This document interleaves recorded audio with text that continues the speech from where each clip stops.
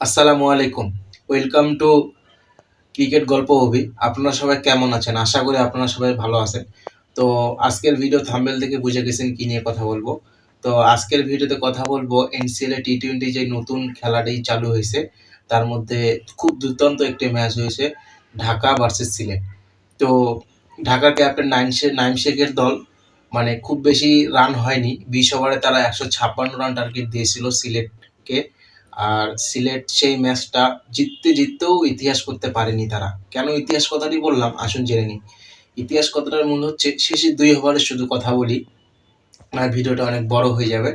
কারণ শেষের 2 ওভারে সিলেটের রান লাগে 12 বলে প্রায় 39 রান। বাংলাদেশের প্রেক্ষাপটে যা অনেক রান, হাইয়েস্ট রান। আমি নিজেও ভাবছিলাম যে রানটা হবে না। যাই হোক, সিলেটের অধিনায়ক ছিলেন সেখানে, মনে আছে কিনা আপনাদের, এশিয়া কাপ জয়ী মাহফুজুর রহমান রাব্বি ক্রিজে ছিলেন। হাতে ছিল মাত্র 3 উইকেট, 7 উইকেট চলে গেছিল, 12 বলে লাগে 39 রান। তো আর একটা বলার ছিল যত সম্ভব নাইম নাম, তার সাথে স্ট্রাইকে। আর শেষের 19তম ওভারে আসে হচ্ছে আবু হায়দার রনি। এটা থেকে আরো ভাবলাম যে হবে না। যাই হোক, আবু হায়দার রনির ওভারে মাহফুজুর রহমান রাব্বি প্রায় 15 রান নিয়েছিল। 15 রান নেওয়ার পর শেষ ওভার টুইস্ট। শেষ ওভারে লাগে হচ্ছে আপনাদের শেষ ওভারে রান লাগে হচ্ছে প্রায় 24 রান। এখানে আরো কনফিউজ হয়ে গেলাম যে রানটা হবে কিনা, কারণ মাহফুজুর রহমান রাব্বি অনেক সুন্দর খেলতেছিল। আর তার মনে করেন শেষ ওভারে 24 রান লাগে। স্ট্রাইকে বোলিং প্রান্তে ছিল হচ্ছে আপনার শহীদুল ইসলাম। রিসেন্টলি সে আবুধাবি টি10 খেলে আসলো শহীদুল। সেই শহীদুল প্রথম বলেই করতে যেই শহীদুল 6 খেয়েছে মাহফুজুর রহমান রাব্বির কাছে। অসাধারণ একটি ফ্লিক শটে 6 মেরেছেন। আর তো প্রথম বলে 6 মারছিল। তো দ্বিতীয় বলে আপনার 2 রান নিছিল মাহফুজুর রহমান রাব্বি। স্ট্রাইকে আবার গেছিল। তৃতীয় বলে তৃতীয় বলে আরও একটি 4 মারে। তৃতীয় বলে একটি 4 মারে। তো রান হয়ে গেল প্রায় আপনার 12 রান। তো 3 বলে লাগে 12 রান। 3 বলে 12 রান লাগে।